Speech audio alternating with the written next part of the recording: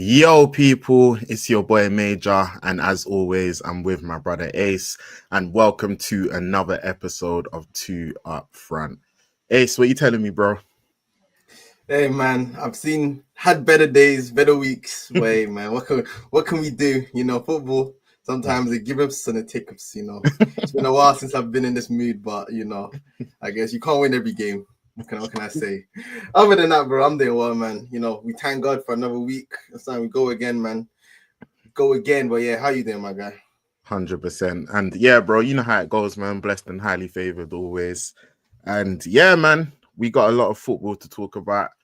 Obviously, it was a big weekend. We're now in the international break. So yeah, man, it's always, I think, even off the back of what you're saying, it's like when you don't get the result that you necessarily wanted right before the international break, it's jarring because Mate. you just gotta just reflect on it until the next game. Bro, it's the worst, So man. Yeah, yeah, I've seen man, a couple one players of come them out ones. recently. But Seen a couple players come out recently and talk about that. Like after a bad mm, result, you just want to go again straight away and sound right the wrongs. But yeah, when you have to just sit on mhm, there for a couple weeks, it's definitely not the greatest. But mhm, man, it could be worse. So yeah, definitely have to. It's about perspective, I guess. But yeah, man. yeah, nah, 100%, bro. Mm, But yeah, bro. You know what? Obviously, we've got my game, we've got your game, and obviously we mm, had the big game in the weekend. mm. Um, Where do we start? for for a change, Mm. I'm gonna say let's start with the City and Liverpool, I and heard that. then yeah, just because obviously it was a big game, and obviously we always start with our teams, but let's start with that one this week. So Mm. yeah, man, hopefully that will help you. You don't have to reflect on your disappointment too much at I first. We appreciate could we could we could work towards there. I appreciate it. But yeah, man, like obviously massive game. Um, those are the two teams, City and Liverpool. They're the two teams that people have spoken about as regards to being Arsenal's challengers for the title. And Mm. yeah, like was an extremely significant game, especially considering the fact that Arsenal did drop points. That's something that yeah we'll talk about later. But yeah, man, like 3-0. I think we both predicted City wins. I didn't think Mm. it would be like that. Like, Bro. yeah, wasn't Bro. expecting a 3 It 0. was so comfortable, but yeah, nah, yeah, same. Mm-hmm. I was shocked by that too, man. Especially because Liverpool looked like they were, understand, they were stopping the rut and going back in the right direction after the Mm-hmm. big Real Madrid win. We thought, okay, And this could be a and then tough Villa game. as well. Yeah, Villa Yeah, too. yeah, man. But yeah, nah, City, they were great. I think firstly, I've got to give a lot of credit to Pep. Obviously, Mm, 1000th game, crazy achievement. But I've got to give him a lot of credit regarding his lineup mm, because like he went through it, like starting Foden, Shirky, and Doku as well. mm, Like I think that was big, and then obviously, yeah, all of them were supporting Haaland. So I think that was like big for him to go that attacking and say, yeah, like we're really gonna go for it. And yeah, man, like I think City, they were like they well deserved that victory. Obviously, some contentious decisions which we'll talk about. But mm. yeah, like I think they were well deserving of that victory. I think they started off better. They do get the penalty. Quick thoughts on that. Do you think it was a pen? Wait, firstly, before I talk about whether it was a pen or not, man, Mm-hmm. Kanate, he got cooked. Mm-hmm. Doku, yeah, we'll get onto him because I think he Yeah, deserves a special shout out this game. But yeah, man, 100%. I think it's very similar to the Gyökeres one against Newcastle that didn't get given, where again it's like the keeper gets a touch, it's a bit light, he goes on a Did he bit get easy. did he get a touch in this one? No, sorry, I don't. He didn't get a touch on the ball, but I think in Yeah. terms of like the amount of the touch that he got on Doku, and I think the touch that Gyökeres got was similar. But Mm. obviously, that one I know was a bit Yeah. different. That he got a little touch on the ball, but I Touch think on in the ball, general, yeah. it was like it wasn't enough to bring him down the way he went down. And again, if he didn't give it, I also wouldn't have been like that's a stonewall penalty. But so Mm. I think it was soft. My first reaction was that is very soft, but Okay. he gave it. But yeah, I thought it was soft though. Like I felt like Doku definitely kind of waited for the contact, and it wasn't enough to bring him down really. But Because it weren't like the first, it was like the knee afterwards in it that clipped yeah, him. yeah. So And he I thought it went was down. soft personally, but yeah. What did you Okay. think about that one? That's fairs. I felt like I can see why they gave it. Like, yeah, like I can see why they gave it. Yeah, like there was therefore contact. He didn't get anything of the ball. So I can see why they gave it. Yeah, I'll say that. But hey, man, it got saved anyway. Boy, listen, that was shocking, man. The form that Haaland is in as well. I thought, yeah, this is a guaranteed goal, and apparently he wasn't the greatest either. It was very, very shocking. You know what? I saw, like, which I didn't even realize. Like, yeah, correct me if I'm wrong, but in the Prem this season, all Haaland's goals have been like open play. He hasn't scored a penalty. My mind doesn't take me to any penalty, so yeah, you could be right, but I'm not sure off the top of my head either. Like, yeah, like I saw that he hadn't scored any penalties. So yeah, which is mad. So that would have been his first one, but yeah, wasn't to be. But then obviously he got his get back not too long after as well. Yeah, that header. What do you think of it? Do you think it was more quality or luck? I saw people debating this. Oh, that's a good question. That's a good point. Some people were saying it just hit him. Like Kadar was in front of him. Nah, man. Nah, I can't. I think I have to give him the credit. I think especially the form that he's in now, I think he's just when you're in flow state, I feel like these kind of goals go in. Like otherwise, maybe they wouldn't have. But yeah, I think the way he's playing right now and the goals he's been getting in general, I think I'll give him the credit and say I think that was a great header. But I get that, man. Yeah, and I think because of what he's been doing as well, man. Yeah, it's hard to take things away from him. Even if you think there might have been an element of luck, but yeah, man, like he's just been doing his thing. So yeah, like 1-0 up, and then obviously, yeah, let's talk about this contentious Van Dijk header that people have been discussing. I think we're gonna disagree on this. Okay, so who do you want to go first? You want to give your take, or do you want to give my take? It depends whether your take what I think most of the takes have been, because I think I disagree with the general take that I've seen from this score. What's the general take? I think the general take is that it's like very unlucky in Liverpool and the goal should have stood because the keeper's already dived, so he's not really interfering, and that's the general take I've seen go a lot. Okay. But I think he's directly in front of the keeper. He ducks out of the way. The keeper probably wasn't saving it, but I think it's on you to get away from the offside position. I feel like the moment you're there and you're directly in front of the keeper from where the direction the ball comes from, I think you can't complain when they rule it out for like you interfered. Even though technically I don't think you did, but I think it reminds me. I remember it was like a couple. I think it was last season when Chelsea and Tottenham played that mad game where the halfway line. No, it was 2 seasons ago, I think. You know when Andrew was doing the 4-1. The 4-1. I don't know if you remember in that game too that I think it was Casado scored like a bang from outside the box. The play was in front of the keeper, and I was like, I think from that game is when it stuck in my head. It was like you can't rule out that one. Was like even the play was like much further away from the keeper. They still ruled it out because he's interfering. This one, from that being the kind of like my memory of that rule being implemented to this one now, where you're directly in front of the keeper, I'm like they're gonna rule it out, and I think at least it's consistent from that perspective. That's like for me, even though I think the general perspective has been like it's unfair and there should have been a goal, and I've seen that kind of narrative a lot. For me, I think it's fair because again, at least they're being consistent with the rule. That's my take. But yeah, what do you think about it? That's fair. I would have gave the goal. Yeah, I would have gave the goal. I think. For me, the thing is, and I hear what you're saying, but I think the thing for me is that when I watched it back, when I first saw it, I was like, yeah, he's offside, he's interfering. Like you said, he ducks. But then when I saw it again, I'm looking at the eye line of the keeper, and Robertson isn't blocking his eye line. Like he can see the ball all the way through. So with me, it's not even about like he wasn't going to save it anyway, because he wasn't going to save it anyway. No, my thing is more so if Robertson is blocking any part of his like eye line, then I would say, yeah, like it's offside. But because he wasn't, I would have gave it. But it depends on like what the rules are in a sense, or your interpretation of the rules. Because with what you're saying, for example, like if he's ducking when the ball is coming, then he's like he's in that phase of play, he's interfering. So it's like, yeah. Whereas if the interpretation is he obstructing the goalkeeper's view, then I would say he's not. So yeah, like it was one of them ones. Yeah. Ultimately, I think you credit City's defenders for getting out quickly and played him onside. Yeah, And you discredit Robertson for being caught offside there. I think Caught that's offside, ultimately, yeah. like, Yeah, I think if when he you can take fix matters that, into your then own there's hands, no problem anyway. Yeah.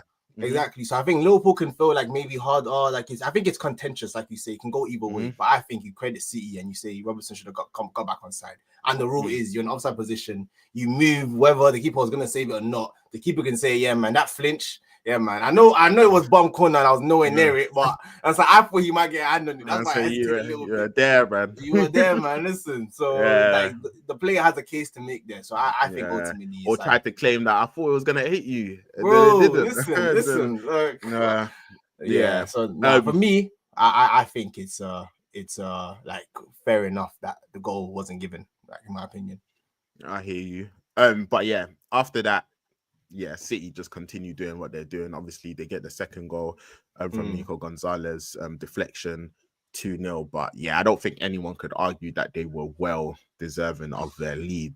And now, man, let's talk about Doku, because Doku, like, he had an absolutely brilliant performance, man. Like, Bradley, Bradley's just come off the back of Pocket and Vinny. Everyone's like, bro, Pocket one of the best wingers in the world. Like he's gonna have another performance like that. But yeah, this was the exact opposite. Doku was cooking him the whole game, man. Whoever they sent out there to help him, he was cooking them as well. Like I said, that penalty goal actually, like, if you go back and you look at, because I remember when I was watching it live, I was like, okay, Konate's got this now. I just didn't cook Konate as well. I said, okay, there's nothing you guys can do today. Clearly, he's just in that mood. Like, I remember in the second half, it's like they tried doubling with Bradley and Gravenberch, and they both tried double, and he just goes between both of them, bro. Like, like he was just playing. And I think overall as well, like I've seen quite a few games where it's like he's performed well. I think even against you guys at the Emirates, I think he had a very good game that game. Yeah. So it's like, I remember when people were trying to run me again. I'm not just like the fans that just I defend my players when they deserve to be defended. But when people are like, oh yeah, Timbers had everyone this season, no one's giving him a game. I said, nah, man. I remember Doku was not easy battle for him that game. It wasn't an easy battle that game. So fair play. I think what I said was very good that day too. I think what I said in that game as well is that I feel like it was like I think in this game, like Doku cooked Bradley. Like I think in that game, it was like that was a good battle. Like between him and Timber, like it was a very good battle. But yeah, like Timber definitely had his work cut out, and like Doku performed very well. But yeah, man, like he was brilliant, like absolutely brilliant in this game. Like I think, his decision making and execution, I think, like has been on point, not just in this game, but in like other games as well. And I said it, like obviously you've got Haaland doing Haaland stuff, but if you have like a Doku, a Foden, a Shirky, who are also able to contribute attacking wise and help Marmoush and help carry that burden. And then you can have Donnarumma doing what he needs to do, like try to be defensively more solid. And then let's say someone like a Nico improves Gonzalez and you get like a Rodri, not Ballon d'Or Rodri, but even 70% Rodri, then man, like you've got a team. And even overall, like I think we got to give credit to City and their run as well, because I think obviously they had the loss against Villa, but I think outside of that, for the last like good amount of Premier League games, like X amount, I can't remember the specific number, but for a good amount of Premier League games, bro, like they've gone on like a very good run. Like very good run. So but Doku was brilliant, man. Like and then his goal as well. And again, I think that's probably one of the key things in this game, that because I think Doku is definitely one of those wingers that he sometimes can have a great game, but he doesn't leave with anything. And then you're like, as good as you were and as much as you cooked, sometimes you have to at least leave with something. And man, he did his sometimes he shimmy like super skill and banged it top corner. So man, he left with the goal that I think his performance definitely deserved. So man, he was definitely amazing in this game. So no, definitely a big problem. And like you said too, man, they've needed that person to two-step, and he's been there, man. If anyone's been the closest person two-step in Haaland, he's been there. So man, he's been good so far this season. I can definitely give him his credit. And Foden had a great game in the Champions League against Dortmund. So it's like, again, like if his form can again like get back to where we know it can be, and see I've got kind of those attackers behind Haaland also executing as well, then man, like they're dangerous. But yeah, overall, that City was a great performance, man. Like it was a statement win.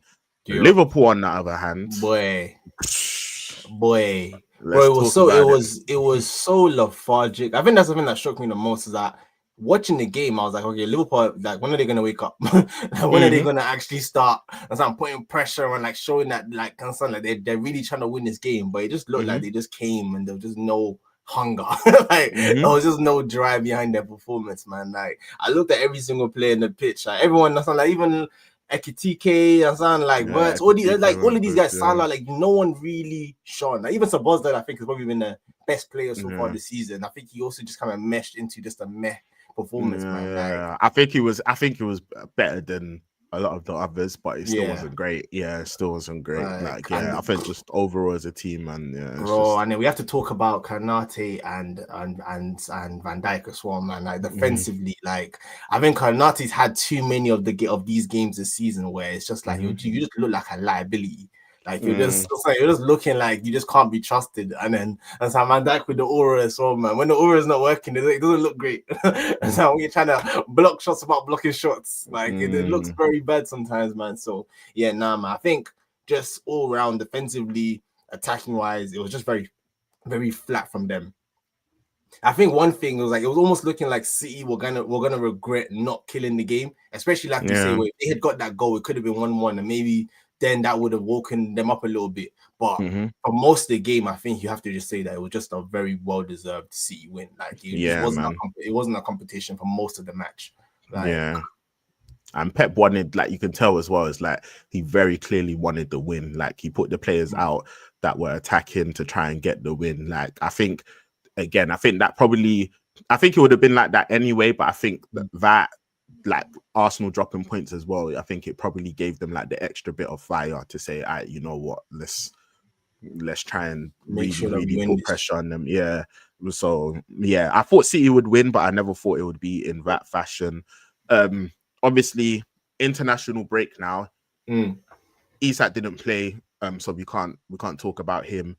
What are your opinions on Verts? We're 11 games in now. What are you thinking? Do you think that? So I think there's different schools of thought. Some people are saying, you know what, he's just not suited to the Premier League. He's never going to adapt. Some people are saying, you know what, like he just needs like a season. Obviously, other players need to be phased out. For example, like a Salah. And then, like the attack needs to be maybe more revolving around him. And next season, for example, he would be better. Some people are saying that, oh yeah, you know what, like as the season goes along, he will pick it up, etc. Where are you with all of this? Yeah, no, I think with Verts, I won't say too much because again, I didn't watch him much at Leverkusen. I know people who have like, I guess, have told me the talent and play that he is in it. So because of that, I definitely won't be sitting here ruling it out and saying that he's already a flop and it's never gonna turn. I think probably the biggest issue with him, I think, is Liverpool systematically, where I feel like when Liverpool get the system to work is when he will also start to really work. Like I've said, man, I genuinely think that going into the season, like they probably wanted to play a bit similar to how Leverkusen played him, which is like, I guess, an attacking midfielder in the half space is coming off the left. And to do that, you also need that invert. You need that kind of like I guess like Kirk's profile of wing back who's going to be overlapping him and letting him occupy the spaces he wants to. I think they've tried to either play him in a 10, which we've also seen that in the Premier League. It's not a joke, man. That's why when people want to like be like getting onto like someone like an Odegaard and sometimes like being a 10 in the Prem, like you have to give like a lot of credit for players that can shine in that position, because especially like most teams, that middle of the kind of pitch, they normally have it locked down and there's no space to do anything. So I think he tried to enter that space and he's been eaten alive because he just looked too lightweight. I think off the wing as well, like they've never tried to play him off the left wing, which I think has been, I think that's been better. I think his performances have improved since they've tried to move him out there. But obviously, I think I saw Arsene Wenger's comments a few weeks ago saying that why he didn't go to Bayern was because they weren't going to promise him that he could play as a 10 the way Liverpool did. So it's like Liverpool needs to also find a solution to play him in where he wants to play and not off the left, which is kind of like taking him out of the kind of like where all the pressure on the pitch is. And then so he's looked better, but it's like that's still not like his final form where he even wants to play. So that's why I think ultimately it's like a change of system that lets him play left attacking mid. And I think that's probably when we'll start to see him like really shine and be the player that he was previously. I think as of now, it's just not looking great. And Yeah, but I wouldn't sit here and say that I think it's just like a flop and he can't work in the Prem. I think it's just more Liverpool as a whole, just systematically, they don't have the players to play. I think what they ultimately need to play for him to work. They've got to figure that out as well, because again, like profile wise, like you've got the whole Ekitike Isak thing that they need to sort out as well, because it's like you've got two number 9s who are similar profile wise. You've got to sort out what you're gonna do there. I think they've got a lot of things to sort out, because you're even looking at someone like a Luis Diaz, who like they suited what they do, like he suited what they do well. Like he presses from the front, like he works extremely hard. He is capable of getting you goals, like, and like he can be a threat.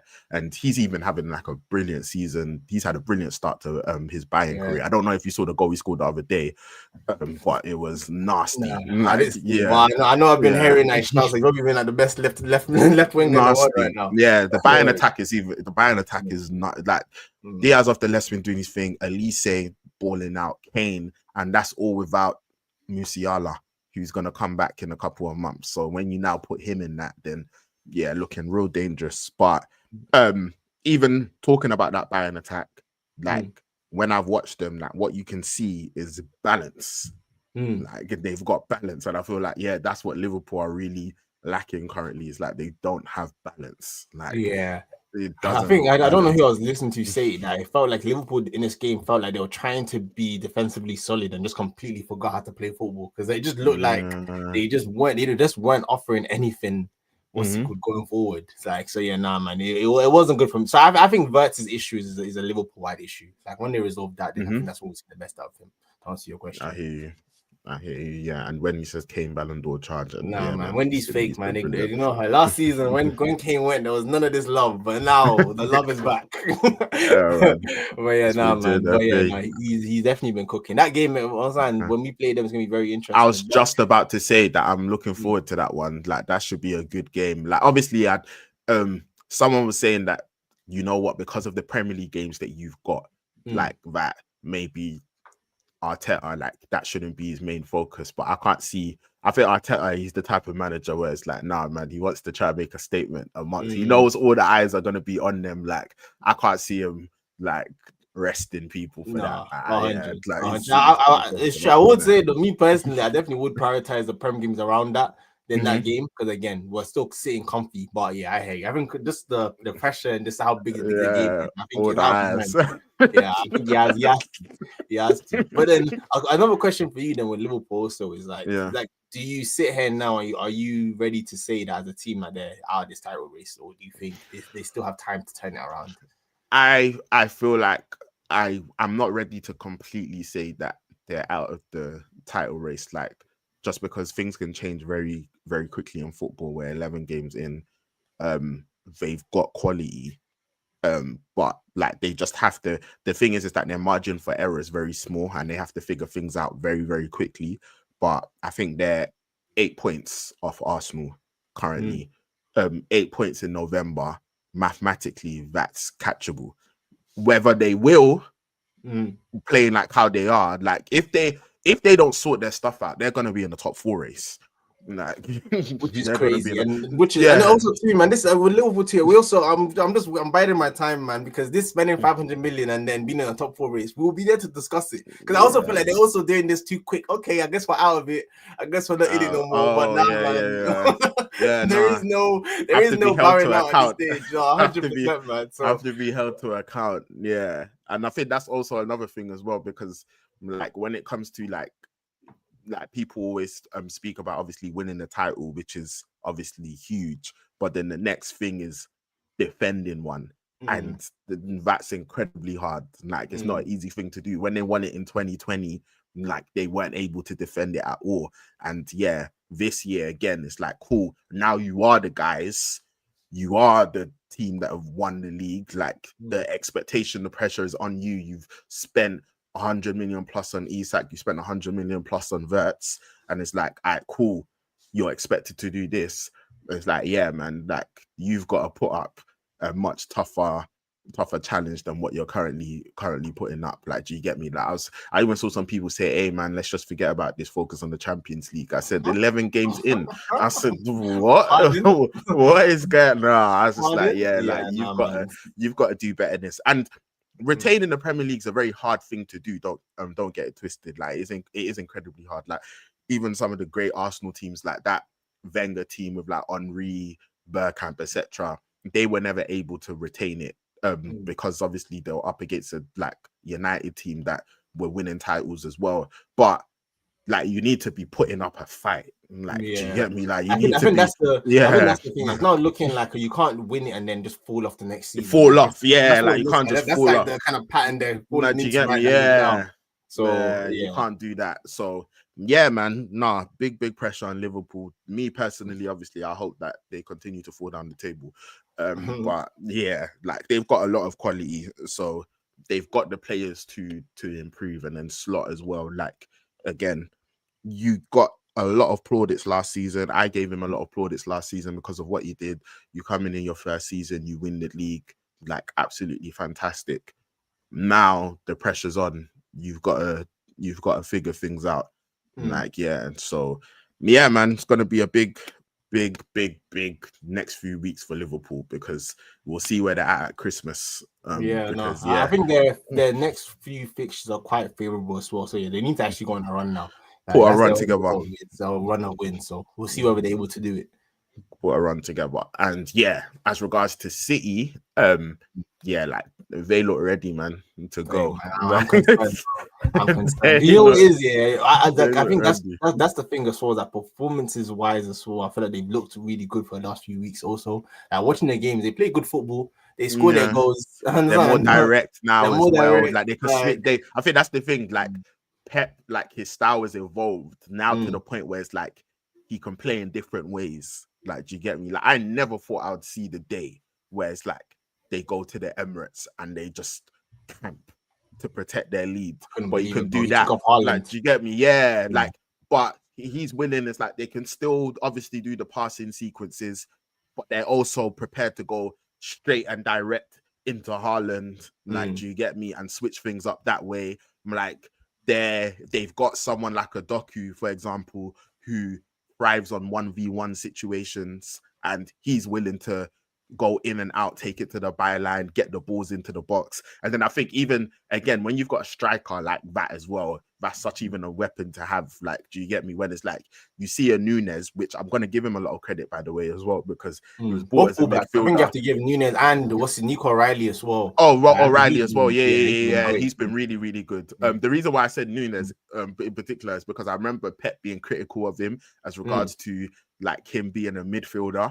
But he's now gone to that right back position, and I think people are looking at it like right back. But yeah, but like, he's making it his own, and yeah, like, he's doing his thing. So yeah, City, they look dangerous, and like, someone said it, and I was like, no, that can't be the case. But it's actually true.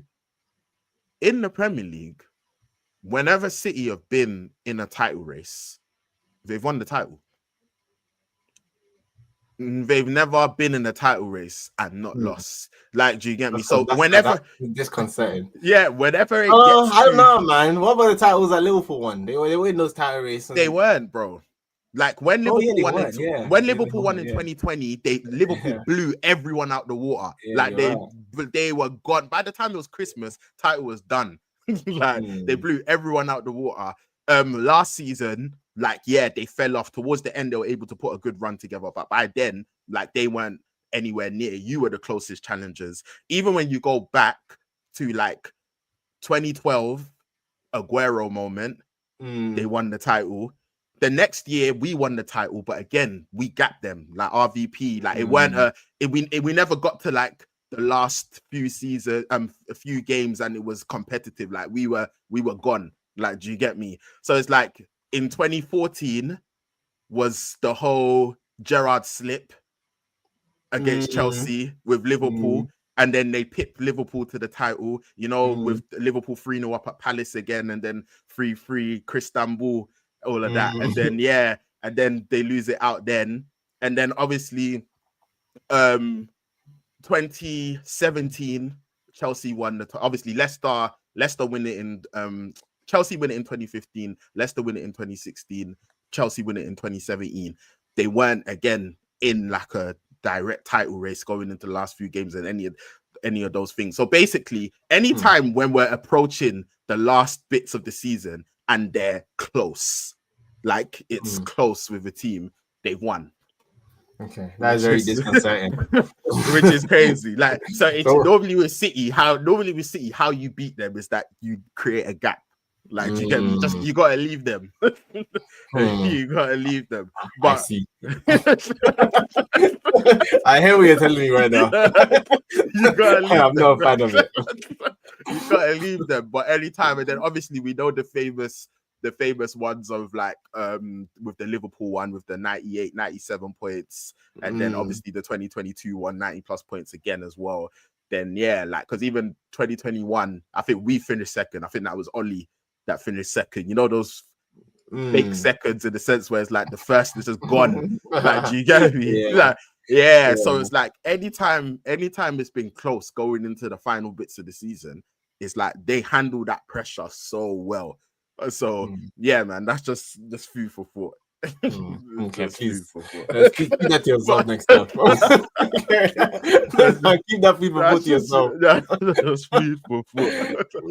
Because I think it's mad. Because I think even in that 98, 97 point, I think 97 points. Because obviously, I think what helped Liverpool as well is that 2019 they won the Champions League after losing to Madrid the year before, and I think after that, like I think it helped them that they got 97 points and didn't win the title, but they still won the Champions League. So it's like they didn't feel like the season was just like a waste. And then I think that was like the fire that they needed, where because of what they'd experienced, they knew that we have to like try to be as that basically faultless. So they just started that next season crazy, bruv. Like where they just went on a crazy run and just blew City out the water. But yeah, man, City, what did they say? The Sharks. Yeah, this is a lot. But also, there's a lot of football to be played, man. Like, I think in November, things are still very early. And yeah, man, there's a lot of things to be decided. And we'll even use that as a segue because Arsenal, you guys, firstly, you finally conceded a goal. Which, yeah, man, it had been a minute since that had happened. And yeah, man, obviously, you were 1-0 down, get it back to 2-1, then Sunderland get the 94th minute equalizer. But yeah, bro, talk me through it, man. What are your thoughts on the game? Yeah, no, you know what? I think first you have to just start by saying, Sunderland, they're a real problem, man. Like, bro, I feel like proper Prem team, man. I said it. I was happy that they were back in the Prem, man. I was like, they're a Prem team. Proper Prem team. Like they were a real problem. I feel like they did loads of things that just made Arsenal uncomfortable. Like again, I feel like they did the whole defending really well, being stubborn to break down, and they also did every chance they got to put the ball into our box and like have runners going the other way. They did that too. I feel like a lot of times that's what a lot of teams are missing, where they do the first part, they defend for their whole lives, but then eventually we break them down because they just don't really offer much going the other way. Whereas I think with Sunderland, they were just always a threat with these. And even their first goal came off goal kick, knock on. They send their centre backs up for a goal kick. I've never seen someone do that before, but they did it, and it paid off, man. And all I have to say, man, like sometimes you build these kids up, and you bring them through your academy.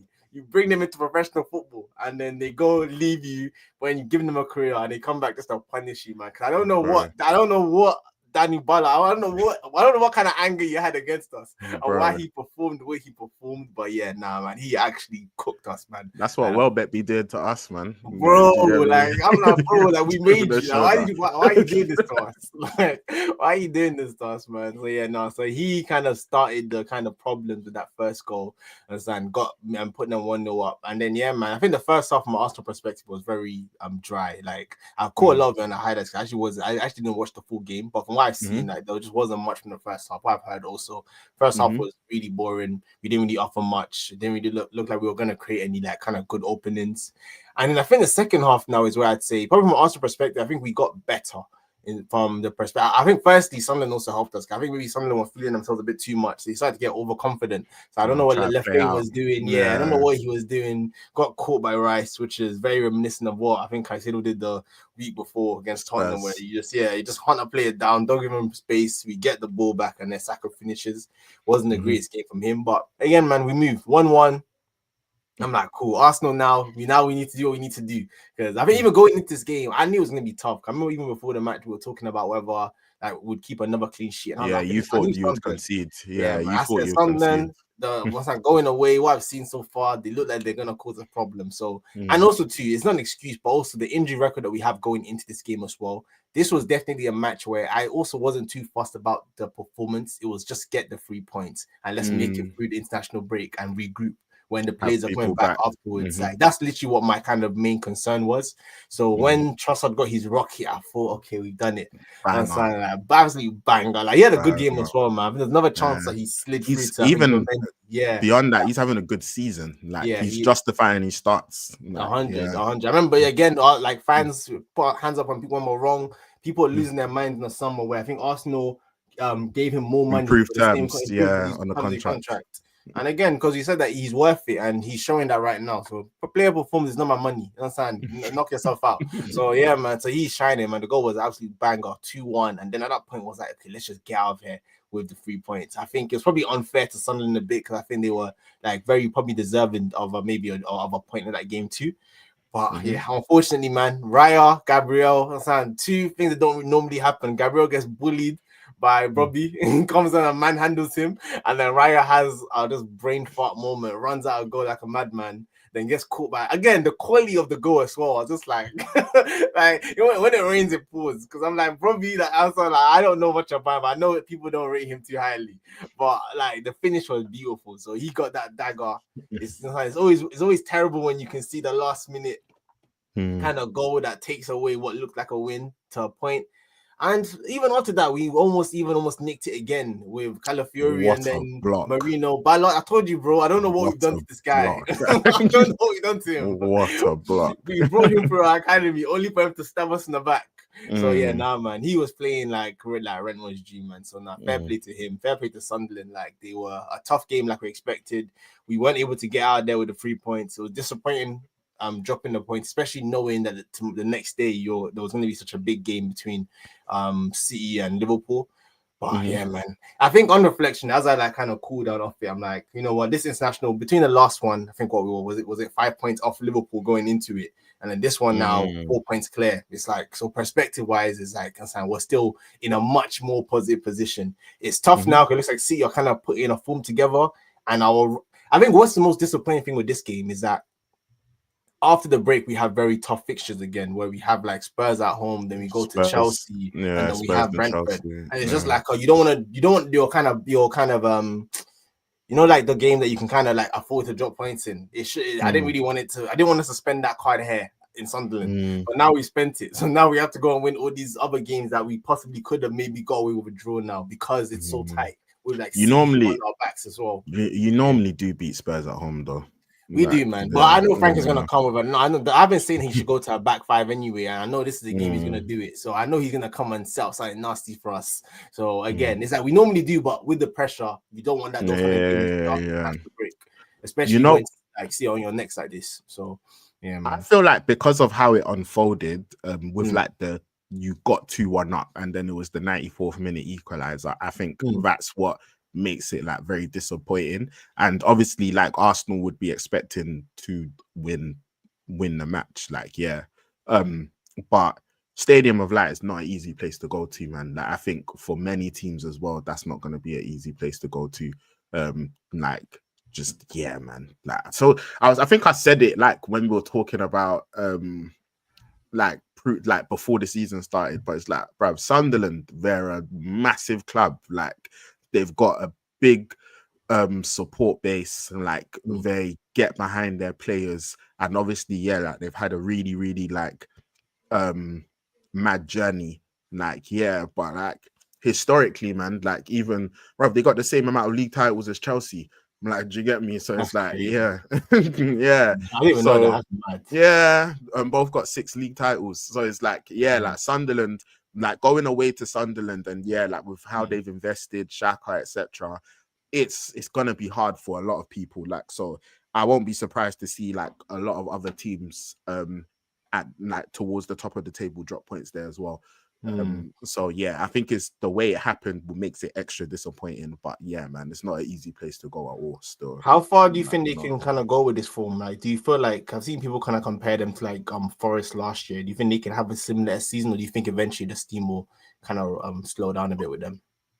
It's hard to say, man. Like, I know obviously like we've had 11 games, but I still think like the sample size is still a bit small. Like, obviously, like I think having good home form's always gonna help. And they do have some good players. I think obviously having someone with like the experience and leadership that Xhaka has as well, like they've got like a lot of good ingredients to help them thrive. But the table's so competitive right now, man. Like, even if you look at it, bro, I think there's like 5 teams on 18 points. Like, do you get me? It's like it's all bunched together. Like, it's like literally like one result and you can drop how many places. Like, so it's tough. Like, I think it's just one of them ones that going into the season, their aim would have been to survive, not get relegated. So if they're not able to do that, then they've succeeded. Anything else on top of that is a bonus. So it's like, that's fair. Credit to them though. Massive credit to them. And man, it's funny because from your game to our game, it's like we had like the result, like the way things happened, it was like similar but opposite. So it's like talk to me about this game, man. Sunderland went ahead, we went ahead, you were able to make it 2-1. They were able to make it 2-1. They equalized 94th minute. We equalized in the 90 whatever minute it was, 96th minute. So it's like, man. Bruv. For me, it's 2 points dropped still. I can't lie. For me, it's 2 points dropped. I feel like I was disappointed in the performance. I think we obviously were able to do our thing and get ahead in the game. I was surprised to actually see that lineup of like Ahmad and Mbumo in the 10s. Like, I wasn't expecting that.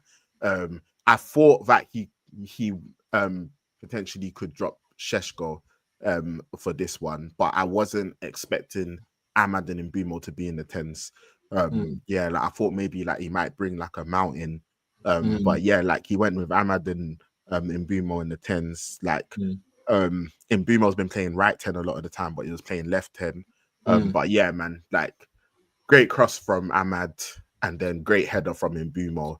Do you take any issue with that? I've also seen the thing of like the number of changes he made in this game, not just in terms of like players that he brought in, but it's like you say, taking Mbumo from left 10 from right 10 to left 10 to left 10, taking Ahmad from right wing back to the 10, taking Cunha from where he plays to strike, dropping Sesko. Like, it's like you felt like there's a lot of like kind of moving parts he made in this game. Like, do you feel like it was necessary? He does that a lot. And no, I don't necessarily like it all the time. Like, I don't like Cunha up front. We'll talk about his performance a little bit later. Also sometimes as well, it's jarring as well because it's like Ahmad, he's an attacking player. Like, do you get me? But when we play, like for example, like a Maz at the wing back, it's like attacking wise, we lose so much, bro, because he's not a great attacker. So like he's not going to be able to do much in that regard. But man, like I think even just in general, like I don't even like the whole thing of like Amarim always doing like the centre back changes like in the game as well, and always like playing like it's just jarring, man. Like but like obviously we go 1-0 up and Mbumo gets the goal. I've got to give him a lot of credit as well, man, because I feel like he's been like the player who, like, obviously we bought him from Brentford. It was a massive thing when Ornstein dropped that, he's chosen us. And like, I think a lot of people realize that, he's a very good player. Some people are saying, look at United fans getting gassed from getting to play Brentford's best player. This. I think most people who were being like non-biased, they would have admitted that that was a very good signing. And man, like he's just it's like he's just come in and he's just been doing his thing. Like literally, like he's just been doing his thing. Like I think he's just so efficient. He's so efficient in his actions. I think like he's just someone he's gonna produce, he's gonna get you goals, he's gonna get you assists, like he's just going to make the right attacking actions. And yeah, man, like he's just been doing his thing. Like, and I think he's kind of like accepted that role of being like a talisman for us. And I think he's thriving on it. And I think him and Ahmad as well, which is what I thought would happen after they played enough with each other. I think them two have got a very good relationship. So, like, yeah, man, like we go 1-0 up. But after that, man, like, so let's say second half, it was bad, man, because I think Spurs, they started the second half well, like in terms of like more intensity, which I think they needed to, because I think they were just very blunt, but they still didn't do much. Like, do you get me? Like, I think Spurs' attack, like they've got injuries, Kudus wasn't playing, etc. I think their attack was just really blunt. Like Xavi Simons, a lot of people grilled him for this game, but I don't even blame him too much. Like I feel like there was times where like he's trying to like open things up, but he just doesn't have much options. Like, do you get me? So it's like, yeah, there wasn't too much he could do. But yeah, I think the attack was really blunt. I think the it should have been on United to take the initiative now and kill the game. Like, do you get me? Not just kill the game, but control the game, which we didn't do. Like, we didn't have any control over the game. And whilst I think we've got good individual defenders, so I rate Delit, I rate Yoro. Like, I feel like we've got good defenders. Like, when you take them in isolation, like I think Maz is a good defender but our defensive unit structure, like, it still lacks. Like, we still concede a lot of goals. Like, in the last 3 matches, we conceded 2 goals. We conceded 2 goals against Spurs. We conceded 2 goals against Forest. We conceded 2 goals against Brighton. When that's the case, we are not Arsenal, whereas like we can just we're 1-0 up and just like sharp, and like we know that they're not getting through us. Like, do you get me? All it takes, bro, is for something like that. A little bit of pressure. A little bit of pressure. I know it's also the funniest thing with you guys too. It's like you guys also you concede in spurts. Like, like what is that? That's like 3 games running. I think even the Brighton game was similar, but like I know, especially the last game and this game is like, it's like what was it like within like 6-7 minutes this game you conceded 2 goals. Last game within 5 minutes conceded 2 goals. It's like once you concede 1, the second goal is not too far away. Like, yeah, man. And I think it's the changes as well. Like, I think we miss. It's happened when Casemiro goes off. Like, structurally, like, yeah, man, we look all over the place, and Uncle can only manage 60 minutes, bro. Like, do you get me? So you're taking him off, and it's like, bro, man, like, bro. But when they take him off, man, it's like Agate comes on and it's long. Like, he should have made the foul. He didn't make the foul, and then even Delit, who I think he's been really good for us. But yeah, man, like, I think he's got to do better in that situation. Like, I think like the way he's able to turn him, and then obviously the deflection, and then it goes in. And then obviously, edge of the box, Richarlison gets the little nick on it, and it's like 2-1. But even separate to that, like, I think we did still have some chances, even though we weren't able to control the game. We still had some chances. I think Bruno, like, he had a chance which he should have done much better with. I think Šeško, he has to do better when he gets put through. I don't care. Everyone's talking about Van der Ven's pace, etc. He shouldn't have a chance. Yeah, he shouldn't, man. You do one of 2 things. You either take the shot quickly, or you take the touch, which ensures that you get in between the player and the ball, where the only way he can get to the ball is by fouling you. Yeah. Like, do you get me? That's what you do. But he thought he had more time than he did. He didn't see it coming. Allows Van der Ven to get a foot in it, and then that's the chance gone. Like, he's got to do better. Like, I think hopefully, obviously, as he like plays more games and stuff like that, like, you'll realize that you don't have that time in the Premier League. I think there was even a chance earlier on where it's like the ball gets played into it and he tries to cut back in on his right, and like he just gets dispossessed, and it's like, bro, like, you've got to be sharper than that. I think he's not been helped as well. And again, this is Amorim where it's annoying. I think like I'm not a fan of like sometimes it's like, bro, like you've just got to play your striker, start him, like let him start, and let him build things up. Like this whole like of again, in all the games that we played, he didn't start against Arsenal. He didn't start against Fulham. He didn't start against Burnley. He didn't start against Liverpool. He didn't start against Spurs. Like, do you get me? It's like, and then you just throw him on. Like, I'm not a fan of that. And then I'm also not a fan of, and this is the next player that I'll talk about,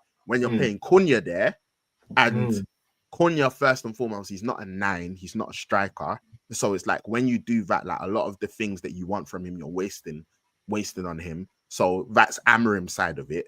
But the criticism that I'll put onto Cunha as well is that, bro, sometimes I get it, bro. Like you're a baller. Like, so I get it, you're a baller. Like the ball carrying thing, like I know you could do it, whatever. Sometimes, bro, release the ball. You know who gets that criticism a lot as well? Oh my gosh. You know who gets that a lot as well? Who? He didn't play in this game because he was injured, but Kudus. I've heard Spurs fans say that with him as well. Sometimes too, bro. Like, yeah, these ball carriers. Sometimes it's like, yeah, man, I know you can carry the ball, bro. I know we know you can do it, bro. But sometimes you have to release it. It's like sometimes it's like he just wants to carry the ball and then like allow the player to foul him. Like, do you get me? Or he might lose the ball. But let's say in the situation where you allow the player to foul him, and it's like sometimes people say, he's done well there. But sometimes I'm looking at it and I'm like, bro, he hasn't done well there because it's like he could have released that quicker and then we would have had the opportunity.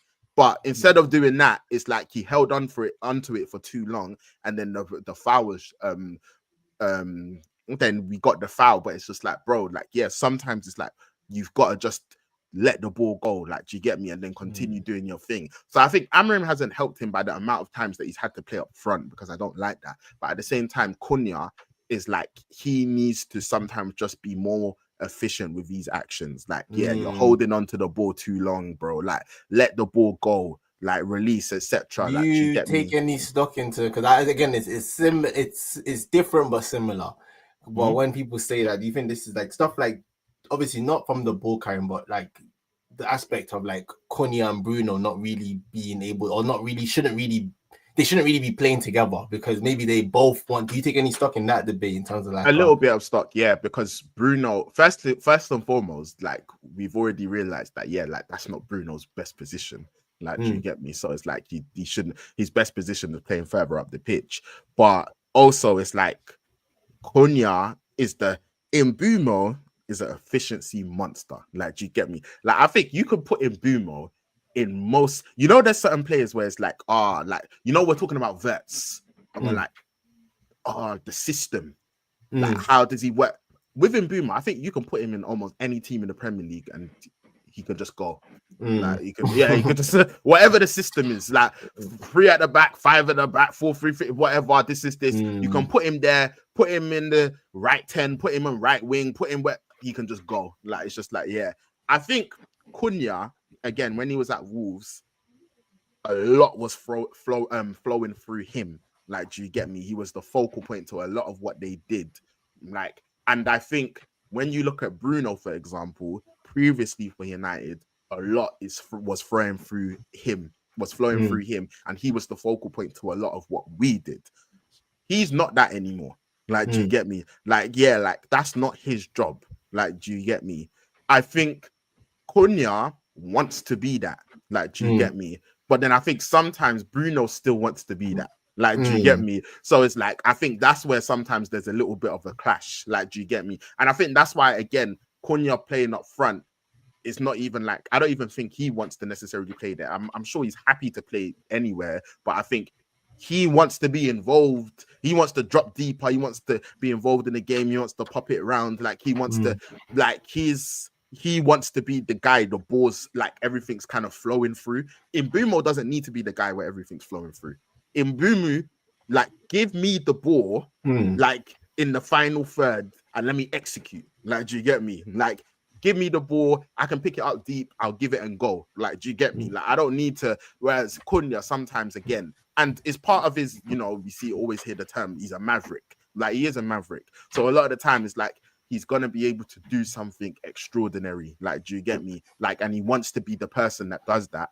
But I think on him, sometimes again, brother, we know you're a baller. We know you can do the stuff. Sometimes just release the ball, bro. And I just keep it moving. 2, Amarim, please play Cunha in the 10. Like, do you get me? Don't play him as a striker. Like, do you get me? And again, I think it's just because you don't rate certain players. Like, for example, like a Xerxes, it's like you could, if you didn't want to start Šeško, you could start Cunha in the 10, Mbeumo in the 10, and Xerxes up front. And Xerxes a facilitator, but he doesn't want to do that. Like, do you get me? So it's like, yeah, like I don't like the whole thing of Cunha being moved out of position. Like, do you get me? Like, you've already moved Bruno out of his best position, and like now you're moving another player out of his best position. Like, you need to just stop doing that. And obviously with the midfield thing, I think obviously long term we know that like we just need new midfielders in it. Like, do you get me? Like in the summer, we'll see what happens in January. I'm not sure anything will happen, but in the summer we know defo that's where United are addressing things. Like, yeah, do you get me? We've heard names like Anderson, we heard names like Baleba, heard names like Wharton. Whatever happens, like it will get, I think the midfield area will get addressed. But yeah, man, like, so I feel like, yeah, man, we didn't control the game. We allow Spurs to get back into it. And then, yeah, man, another improvement that we made this season is the set pieces, because we've actually scored quite a few. Like, we're not your level, do you get me? But it's like we're actually much better than we once were.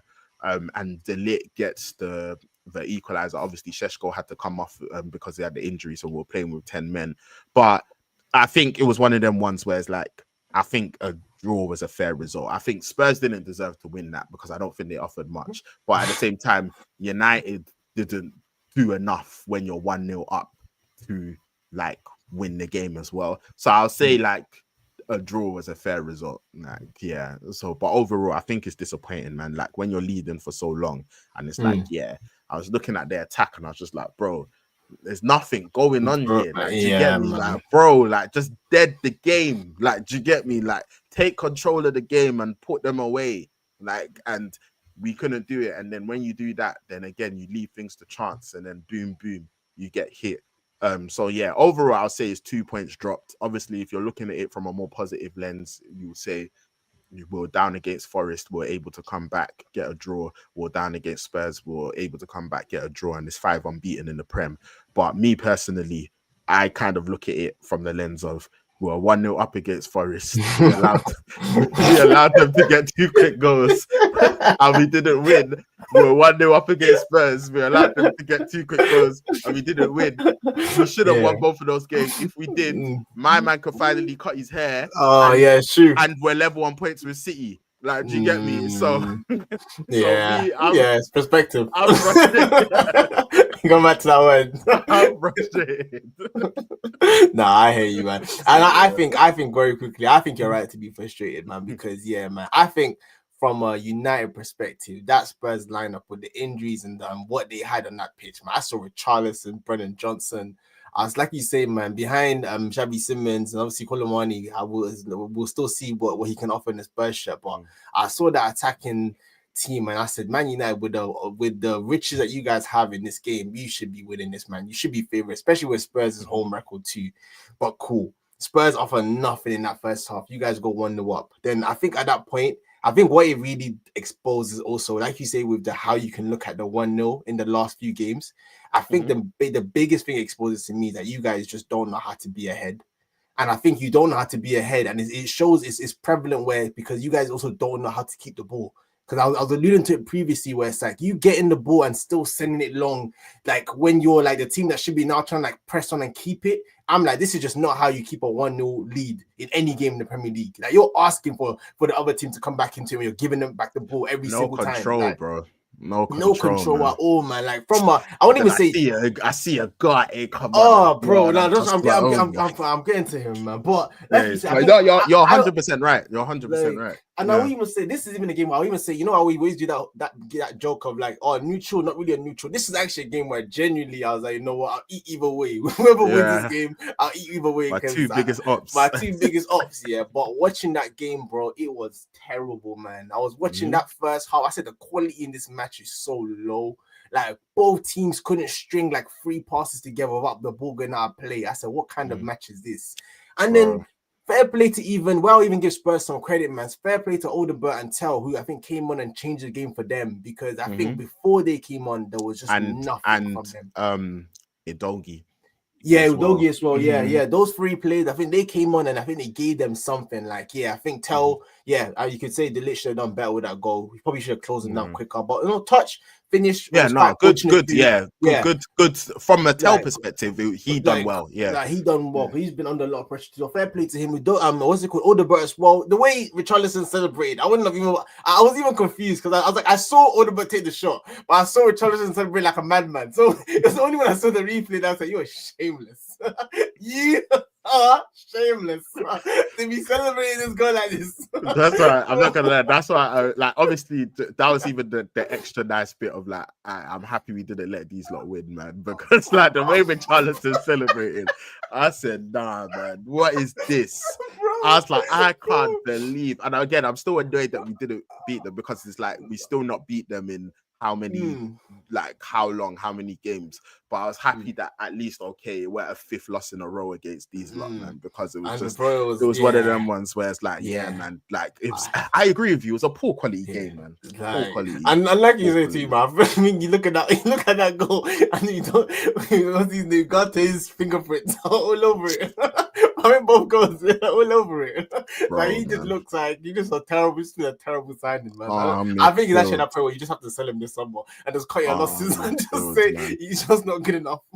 He's just not good enough, man. And I'll say Sesko. I think the thing with Sesko, because I think he also probably could have killed when it was 1-0 and he got those 2 openings with obviously Bruno. Like I think he could have killed the game, but I think with him, it just looked like a confidence thing. It just looked like he needed that extra touch to be sure. And again, Van der Ven is never going to let you get that extra time. You have to be confident and go for it there. So I think it was a lack of confidence. It caught him. Unfortunate for him. And saying you guys don't get that second goal, and then Spurs go 2-1, and then I think even that Van der Ven chance, if I'm even correct, I think that was even after they made it 1-1.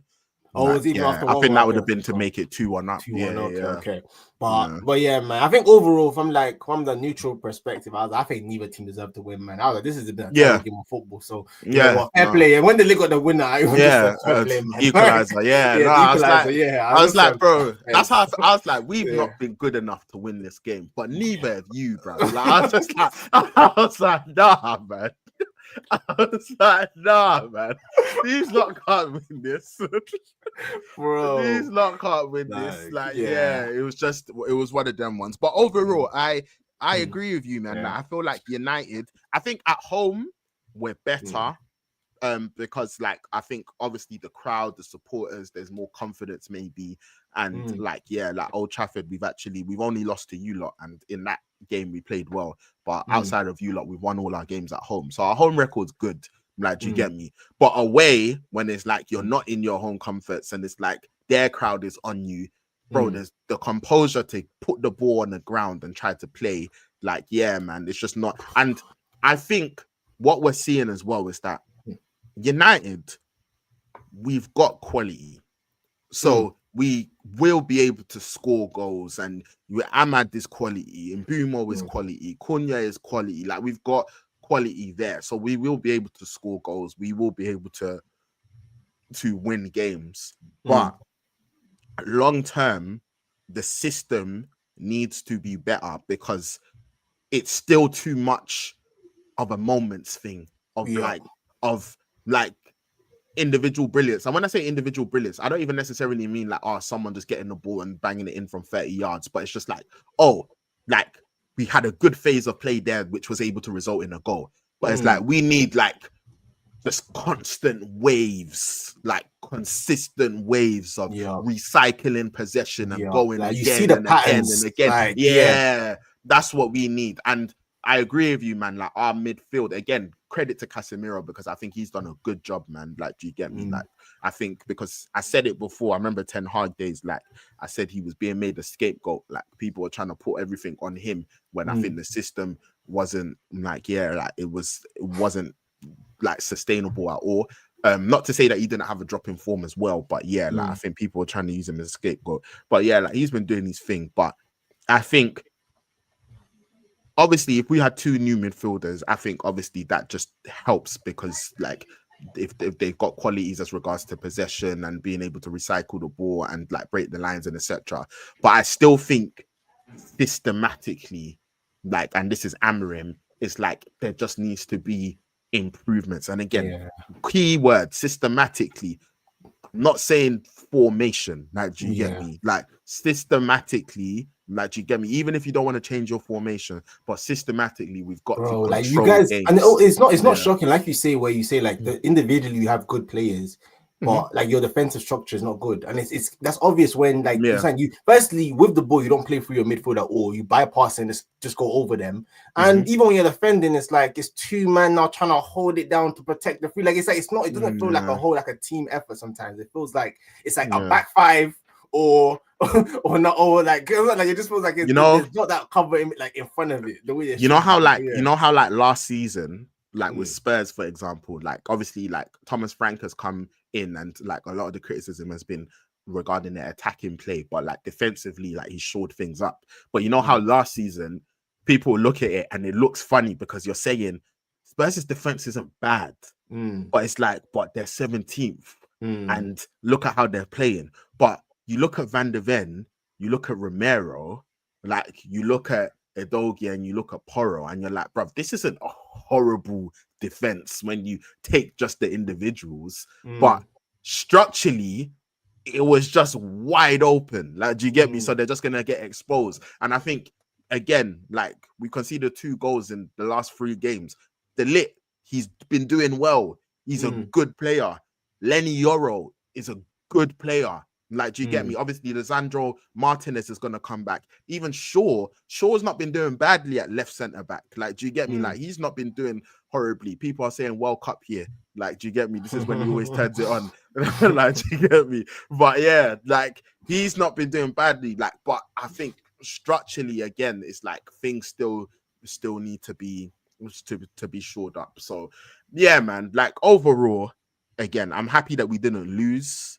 But yeah, man, like I can't say is anything other than 2 points dropped. But I am not saying that we deserve to win. I think a draw was a fair result. So yeah, that's my conclusion with it. No, I agree with that. So yeah, man. But yeah, bro. Obviously, let's quickly just we done our predictions, so let's quickly recap them. And yeah, like we can briefly talk about some of the other games. Sad. That's what made the Arsenal result even more sad. I was under 2-1. Oh yeah, you said 2-1. Oh yeah, you said 2-1. Alright, cool. So this is the prediction table. This is what it's currently looking like. So yeah, like reduce the gap to 4 points as close. So running through the predictions, obviously I went 2-1 United over Spurs. You went 1-1, so not a correct scoreline, but a correct result. So that was a point for you. We both went City 2-1 Liverpool. So we both got 1 point for that. I went 2-0 Arsenal. You went 2-1 Arsenal. Like you said, that last minute equalizer meant that nobody got points for that. You went 2-1 Palace Brighton. For Palace, I went 1-1. It was 0-0. So that was a point for me there. We both went Chelsea 2-0 Wolves. It finished 3-0. So 1 point for both of us there. You went Villa 2-2 Bournemouth. I went Villa 2-1 Bournemouth. It was 4-0. Which, yeah, I weren't expecting such a comprehensive victory. I haven't actually seen much from that game. Yeah, did you see much man. Like, yeah, man. I've got to give a shout out to Buendia. Like, he has like been playing like great. Like, obviously, like he had the injury, like, and he's come back and he's been like a new signing for them. Like, scored a brilliant free kick to open up the scoring as well. But yeah, man, like I think Villa, they just look again. I think against Liverpool, I just think tactics wise, they just got it wrong. Like bro, like Liverpool's weakness has been like trying to combat that directness and like long balls going into them, and they tried to do up Barca and got caught out. And Martinez gave the ball to Salah. Do you get me? But that result aside, like, yeah, in the Premier League, they've been doing very, very well. So they're right back up on the table. So credit to them. But yeah, and I was surprised by Bournemouth. Like I thought Villa would win, but I thought it would be a close. I know Semenyo, he missed the penalty. Missed the pen. Martinez saved it. Yeah. So yeah, man. You went for Brentford 1-1 against Newcastle. I went 2-1 Newcastle Brentford. Brentford won 3-1, and again, man, I've got to give credit to Brentford, bro, because I'm not gonna lie. Like I thought with the players they lost, and then obviously the managerial change, I thought like it would be looking much more longer than it's currently looking for them. And obviously it's still early in the season, but yeah, man, like they're a difficult team to beat. And yeah, like they've been causing problems. And Newcastle as well, bruv.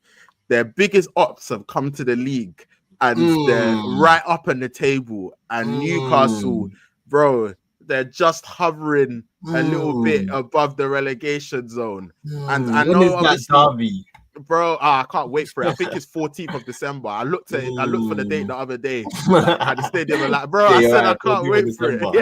We shall be there. I literally looked for it the other day. I was like, bro, I can't wait for that game. I said that's going to be a great game. But yeah, man, I think Newcastle is mad as well because they've been doing great in the Champions League. Like I think they've lost one, but they've won all the others. They're in the top 8. Like they've been doing their thing. But in the league, man, like they've not been doing their thing. I think I've seen some fans speak about like their rotation, like Eddie Howe rotating, like he needs to rotate more. And yeah, like the performances just haven't been up to scratch. And even looking at their form, it really does look like their home form is really good. It's like when they go away from home, they've been terrible as well. That seems to be like, like they've got to fix up. But yeah, and then the final result that we had in our predictions was Everton Fulham. We didn't touch it. I don't know if you saw much of the Chelsea Wolves game. Yeah. I saw any shouts there? I heard Garnacho. I saw it. Garnacho did have a good game. Like fair play to him. Like he did have a good game. Like 2 good assists. Laying it off. I think Esteval again, man. Like, yeah, man, baller. Like, I think I've seen Chelsea fans debate amongst themselves in the sense of like, I think some people are saying, you know what, he should be starting way more games than he is. And I think from a quality perspective, they're absolutely right. People are arguing that, you know what, they might have had a development plan for him, like as regards to like before he even came in, about how much minutes and starts and stuff he's going to play. And they might just be sticking to it, like regardless of what's happening with like a Palmer or like Delap was injured or etc. Like whatever's happening within their forward line, they're gonna say, oh, you know what, we are just gonna stick to the plan that we've got for you, and we're not gonna like try to burn you out. So yeah, I've been seeing like both sides to kind of like the argument. But yeah, like he's a baller. Like I think, to be honest, that result was only gonna go one way. I mean, that game was only gonna go one way, like especially because I think Wolves they still hadn't sorted out like their managerial stuff as well. So it's like, yeah, like I weren't surprised by that at all. But yeah, man, like currently the Premier League table is tight, like it's very bunched together. And yeah, after international break, there's some big games. So yeah, like you said, man, NLD. Who do you guys have after the break? We have Everton on the Monday. Okay. Everton at OT. Yeah, not an easy game, but we've had a good home form. So yeah, Monday. So yeah, man. But yeah, those are the predictions, bro. What are you telling me for FPL? FPL, boy, man. Let me update the people in a few weeks. But yeah, man, FPL, bro. I see what you are. I see why you didn't play this season, man. I'm tired already. I'm so tired. It was a calculated decision. Hey, man, you're a wise man. You are a wise man. Well, 1 second. Let me see if I can get open. Let me know once you can see that. So this week Yep. I got 49 points, which I think if I look at the league very quickly, I'm staying in 8th. So yeah, not been doing the best this season. I'm not gonna lie. My enemy on No Product Change, I know, after giving me a shout out because I'm there when he doesn't do well. I actually got marginally better than him this week, but yeah, in general, man, it's put a bit of a gap on me. I think it was definitely those couple of weeks where I kept forgetting and Harden kept scoring. So I was well punished for that mistake. That would do it. Yeah, that would do it. That's how that shit go. you know. But yeah, man, and I guess just overall, yeah, man. Ryan Kwong feed the drag or drug. Yeah, he's just been cooking the whole season. I think every time we updated, he's been top. So I think he's pretty much been top for the whole thing, man. Yeah, he and got he's actually 58 this game week. Yeah, man. When everyone else, what's his team look like? Yeah, let me even open that. Let's see, compare what you shouldn't do and what you should do. I'm joking. but this week actually wasn't too bad for me. I think I didn't really spend too much time on my team. I think the one thing I made sure I did was I had the Yokeres. I said, yeah, I thought Mateta would actually do something for me in that Brighton game. I thought Brighton defensively, I thought Palace, the derby. But yeah, man, surprisingly, I don't know if you caught much of that game either. That I caught like bits of like, I would say like the last like half an hour. Okay. Yeah, I call like the last half an hour. So that one was that was surprising that it ended 0-0. So yeah, only got me 2 points. Haaland cost everyone some points because this guy went and missed a penalty. When you got that, we were so sure. Yep, those are points in the bag. So yeah, still got 8 because he's Haaland. Ja Pedro kept him in, and he's actually started getting the points over the last couple of weeks, which has been good. I think the shock in this week was Semenyo as well with the missed penalty. So yeah, that didn't help me. Anderson, he's been flying this season, man. I know probably have to talk about him in a few weeks. I know you've been heavily linked, man. It's funny how life goes. Nah, he's a talent, man. It's funny how life goes as well with Believer. All that been having a stinker, man. I don't know. I was like, bro, you know what it is? I'm all for trying to get the price to drop a bit, bro. But every now you've got to play well enough for us to still want you, bro. 100%, you can't just play bad for the whole season, bro. No, it's true. Sometimes you can tank your rally to a point where it's like your team is even doubting whether you're worth it anymore. So yeah, no, it's true.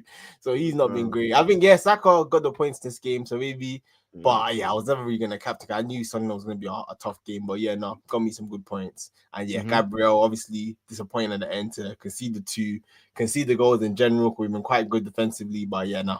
All in all, my team this week was all right. But let's see, what did Brian do that got him the 58 points this week? So what? Okay, he has Thiago. That's a very good shout because he's been cooking. Okay, that's probably that actually is the difference in differentiator. The differentiator. So yeah, no, fair play. I didn't actually think of him as a option. Might have to, when I was bringing in Mateta, maybe that's who I should. No, that is not maybe. That's who I should have put in. These are the decisions I should be making if I want to catch up to people. But yeah, he's fair play. He got him the points. Salah, man, we didn't really talk about him much in the Liverpool game, bro. But are you ready to say that you think this is like the age is caught up with him, or again, are you still saying it's too early, or are you kind of in that position now to say the age, how he's playing, is he actually? What's your take with Salah quickly, bro? I think obviously he's not been good. I think he's gonna be always capable, or let me not say always, but I think he's still capable of putting numbers on the board. But as regards to I think the future of this Liverpool team, I think obviously they've signed other players, and the team might not necessarily go through him how it has previously. And I feel like that's where it's we don't know what Salah looks like. Do you get me? So it's previously last season, I think Salah even spoke about how he had a conversation with Slot and was I'm not going to run back as much, but if I don't run back as much, this is what I can give you. Do you get me? And obviously, he got 29 Prem goals in the league. I said 29 Prem goals in the league. That's not the same thing. But yeah, so I feel man, he's had obviously a great Prem career. He's put up absolutely magnificent numbers. And I think it's just one of them ones where it's you've got to look at like what does things look like for as regards to the betterness of the team?